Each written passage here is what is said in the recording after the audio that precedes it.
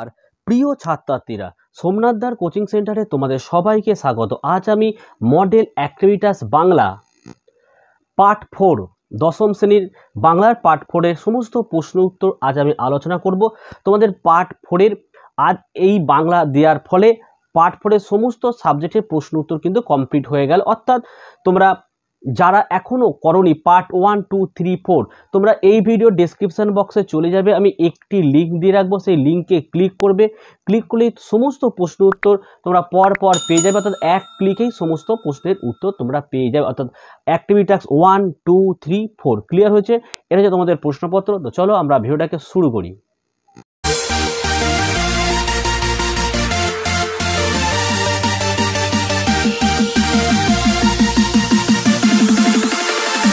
দেখো, মডেল অ্যাক্টিভিটাস 2021 বাংলা দশম শ্রেণী পার্ট 4 একের দেখে কি বলেছে দেখে নাও।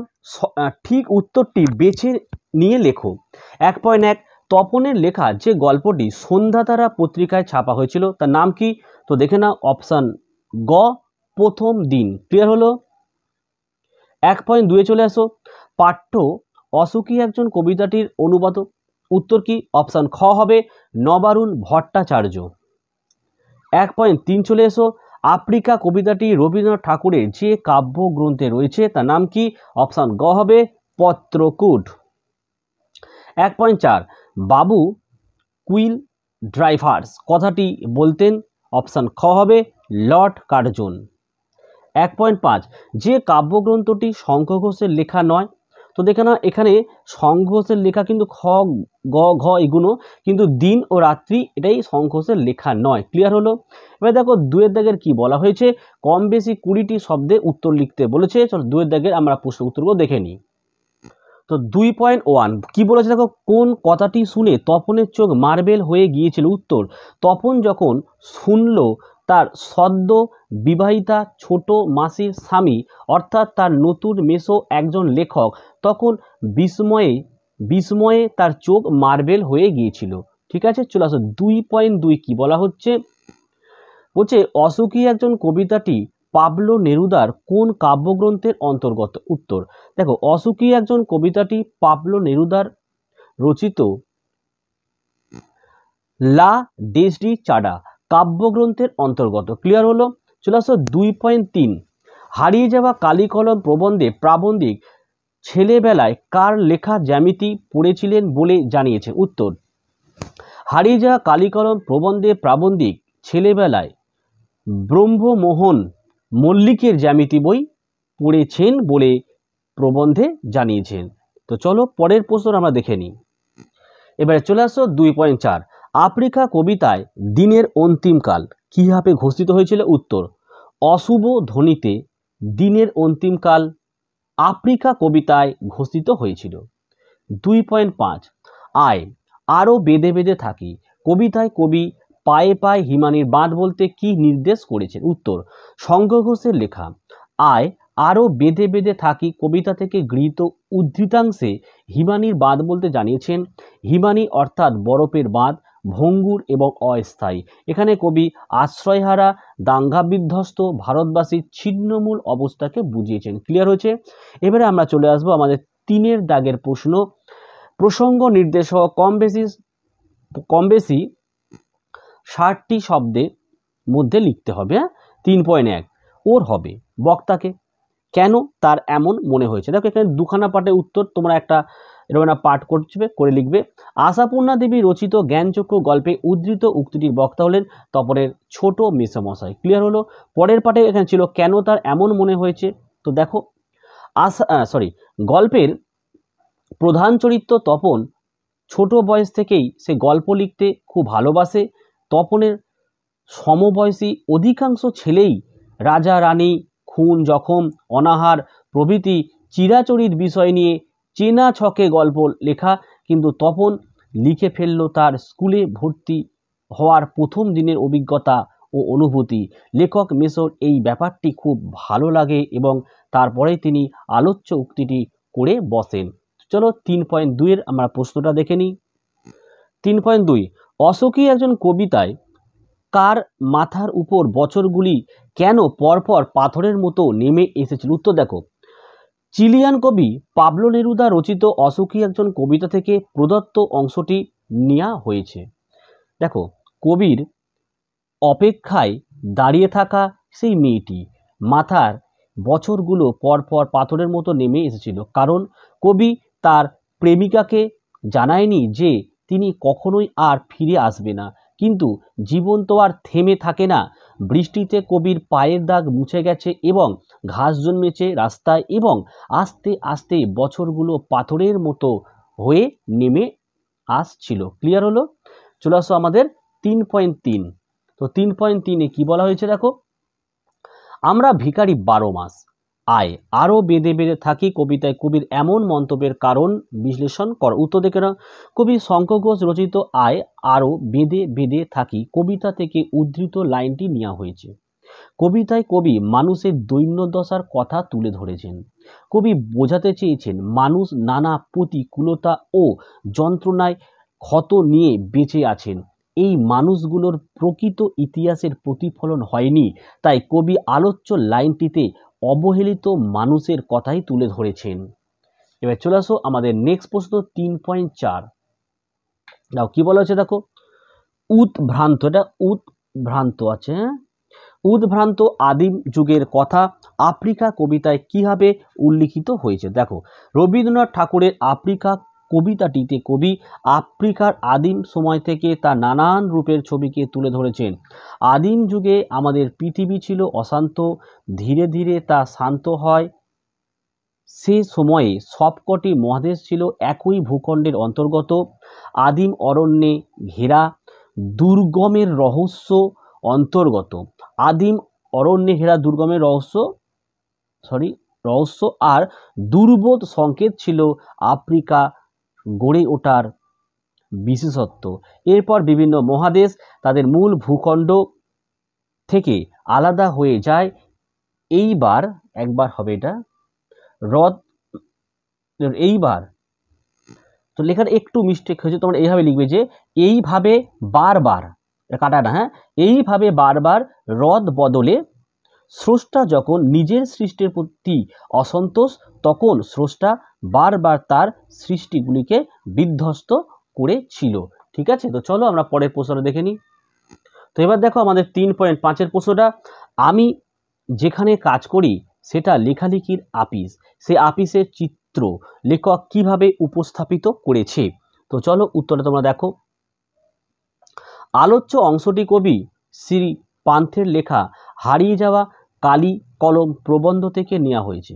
শ্রী পান্থ লেখালেখির অফিসে কাজ করেন। প্রাবন্ধিকের ভাষায় সবাই এখানে লেখক, কিন্তু লেখকের চোখে ধরা পড়েছে অন্য ছবি। কারোর হাতে কলম নেই, সবাই কাজ করে কম্পিউটারে। কিবোর্ড দিয়ে প্রতিটি অক্ষর অনায়াসে লিখে ফেলেন, ফলে তাদের কলমের প্রয়োজন নেই।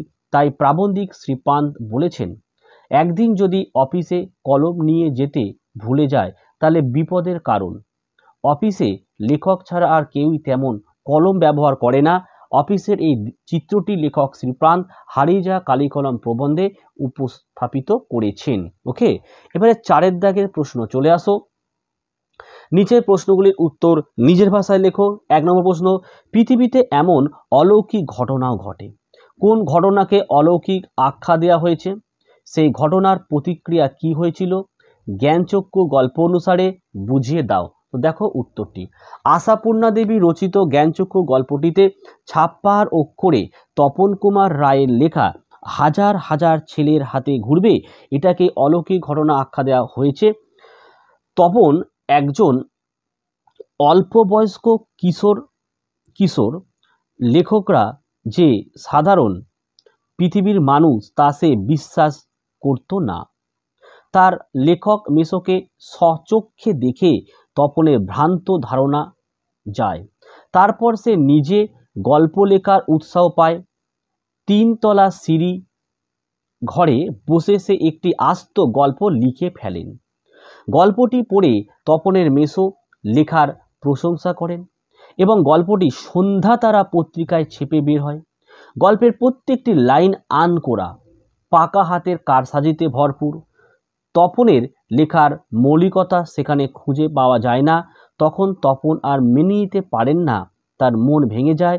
অলৌকিক ঘটনার আনন্দ তপন উপভোগ করতে পারেননি। ক্লিয়ার হয়েছে?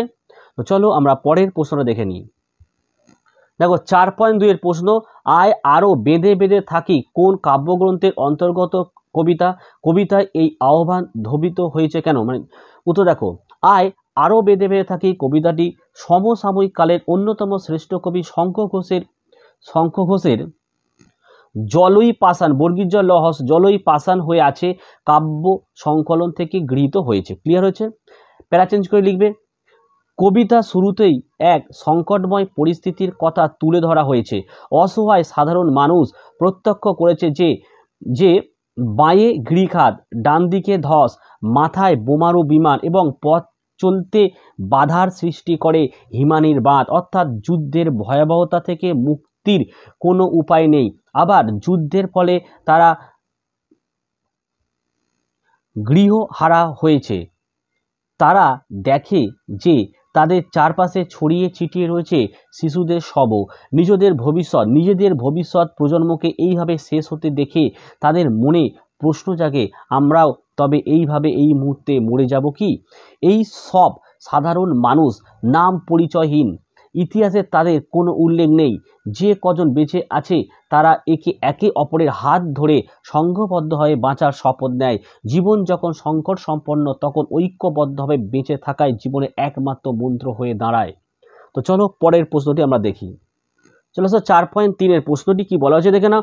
দস্যুরা কিভাবে আফ্রিকার ইতিহাস চিরচিহ্ন এঁকে দিয়ে গিয়েছিল তা আফ্রিকা কবিতা অনুসারে আলোচনা করো। তো দেখো উত্তরটি, বিশ্বকবি রবীন্দ্রনাথ ঠাকুর তার আফ্রিকা কবিতায় ইউরোপীয় সাম্রাজ্যবাদী শক্তির অত্যাচারের রক্তাক্ত যন্ত্রণাদগ্ধ আফ্রিকার উদ্দেশ্যে এই কথা বলেছেন। দেখো, প্রাকৃতিকভাবে দুর্গম আফ্রিকা দীর্ঘ সময় ইউরোপীয় শক্তিগুলির নজরের বাইরে ছিল, কিন্তু 19 শতকে ইউরোপীয়রা আফ্রিকায় উপনিবেশ স্থাপন শুরু করে। সাম্রাজ্যবাদী ইউরোপীয় শক্তি আফ্রিকার মানুষকে কৃতদাসে পরিণত করেছিল। ক্ষমতালোভী দল নির্মম অত্যাচার চালাতো আফ্রিকার মানুষদের ওপর। তাদের রক্ত আর চোখের জল কর্দমাক্ত হলো আফ্রিকার মাটি। সাম্রাজ্যবাদী রাষ্ট্রনায়কদের কাঁটা মারা জুতোর নিচে বিভৎস, এটা কিন্তু ভ হবে, বয়দীর্ঘী ভ, বিভৎস কাদার পিণ্ড যেন চিরকালের মতো অত্যাচারের চিহ্ন রেখে গিয়েছিল। হয়েছে? এবারে চলে আসে আমাদের 4.4। দেখো কি বলেছে এখানে, জন্ম নিল ফাউন্টেন পেন। হারিয়ে যাওয়া কালি কলম রচনা অবলম্বনে ফাউন্টেন পেনের জন্ম বৃত্তান্ত আলোচনা করো। উত্তর দেখো, ফাউন্টেন পেনের পূর্ব নাম ছিল রিজার্ভার পেন। একেই উন্নত করে ফাউন্টেন পেনের রূপদান করা হয়েছিল ফাউন্টেন পেন। পণ্ডিতদের মতে কলমের দুনিয়ায় সত্যিকারের বিপ্লব ঘটিয়েছিল ফাউন্টেন পেন, কিন্তু এর আবিষ্কারক লুইস অ্যাটসন ওয়াটারম্যান, তিনি এই নতুন ধরনের কলম তৈরি করে অফুরন্ত কালের ফোয়ারা খুলে দিয়েছিল। কথিত আছে যে তিনি একবার অন্য আরেকজন ব্যবসায়ীর সাথে চুক্তিপত্র স্বাক্ষর করতে চান, কিন্তু চুক্তিপত্রে স্বাক্ষর করাকালীন দোয়াতে রাখা কালি কাগজের উপর উল্টে পড়ে যায়। ফলে বাধ্য হয়ে তিনি ছুটলেন কালির সন্ধানে। ফিরে এসে শোনেন অন্য একজন ব্যবসায়ী স্বাক্ষর করে চুক্তিপত্র পাকা করে গেছেন। এই ঘটনায় বিমর্ষ ওয়াটারম্যান মনে মনে প্রতিজ্ঞা করলেন, এর একটা বিহিত করলেন, দোয়াতে রাখা কালির জন্য ঘটা এই দুর্ঘটনা যাতে আর না ঘটে, অর্থাৎ এমন একটা পদ্ধতি খোঁজ করতে হবে যেখানে কলমের সঙ্গে কালির দোয়াত নিয়ে ঘুরতে হবে না। এইভাবে লুইস অ্যাটসন ওয়াটারম্যানের হাত ধরেই ফাউন্টেন পেন জন্মলাভ করেছিল। হয়েছে? এবার চলে আসে আমাদের 4.5। দেখো, তারপর যুদ্ধ এলো। কিসের মতো যুদ্ধ এলো, তার কি পরিণতি ঘটল? উত্তর, পাবলো নেরুদার অসুখী একজন কবিতার কথক তার বাসভূমি ছেড়ে চলে যাওয়ার বেশ কয়েক বছর পর দেশে যুদ্ধ দেখা দিল। কবির প্রিয়তমা অপেক্ষা করেছিলেন যে একদিন কবি ফিরে আসবে, কিন্তু অপেক্ষার প্রহর শেষ হয় না। বৃষ্টির জলে ধুয়ে গেল কতকের পায়ের দাগ। তার চলে যাওয়ার পথে ঘাস জন্মালো। দরজায় দাঁড়িয়ে থাকা মেয়েটির অপেক্ষা দীর্ঘতর হলো। বছরগুলো পাথরের মতো ভারী হয়ে নেমে এলো মাথার ওপর। এই সব ঘটনার পর একদিন যুদ্ধ হলো। কবি যুদ্ধটাকে রক্তের এক আগ্নেয় পাহাড়ের সঙ্গে তুলনা করেছেন। আগ্নেয়গিরি অগ্নুপাতের ফলে যেমন মুহূর্তের মধ্যে সব কিছু পুড়ে ছারখার হয়ে যায়, তেমনি যুদ্ধের ফলে সমস্ত সমতলে আগুন ধরে গেল, বহু নিরীহ মানুষ প্রাণ হারালো, এমনকি দেবতারা মন্দিরে ধ্যানমগ্ন ছিল, হাজার বছর ধরে তারা উল্টে গিয়ে টুকরো টুকরো হয়ে যায়। কবির ফেলে আসা প্রিয় বাড়ি, বারান্দা, গোলাপি গাছ, চিমনি, প্রাচীন জলতরঙ্গ ইত্যাদি যুদ্ধে তাণ্ডবে চূর্ণ বিচূর্ণ হয়ে যায়। শহর জুড়ে ছড়িয়ে রইল কাঠ কয়লা, দোমড়ানো লোহা এবং পাথরের মূর্তির বিভৎস মাথা। এভাবেই যুদ্ধ আসে সর্বগ্রাসী চরিত্র নিয়ে। তো চলো আমরা পরের প্রশ্নগুলো দেখে নিই। এবার দেখো আমি তোমাদের প্রশ্নপত্রে চলে এসেছি। এখানে বলেছে নির্দেশ অনুযায়ী উত্তর দাও। 5.1 অনুসর্গ হলো এক প্রকারের কি? অপশান ঘ হবে অব্যয় পদ। 5.2 দেখো বিভক্ত কখনোই লুপ্ত হয় না, উত্তর হবে কি? অপশান গ সম্বন্ধ পদ। 5.3 নির্দেশকের একটি উদাহরণ হলো কি? উত্তর হবে এখানে গয়সু লয়সু গুলি, অপশান ঘ হয়ে গেল। বঙ্গানুবাদ দেখো কি লেখা আছে এখানে, এটা বঙ্গানুবাদ। তো দেখো বঙ্গানুবাদটা বলছি আমি, home is the first school where the child learns in is first lesson. অর্থাৎ বাড়ি হলো শিশুদের প্রথম স্কুল, যেখানে সে তার প্রথম পাঠ শেখে। হলো he sees hears and brings at learn at home. তাই বলছে দেখো সে দেখে, শোনে এবং শিখতে শুরু করে বাড়িতেই। It is home that builds his character. বলছে বাড়ি হলো তাই যা শিশুর চরিত্র নির্মাণ করে।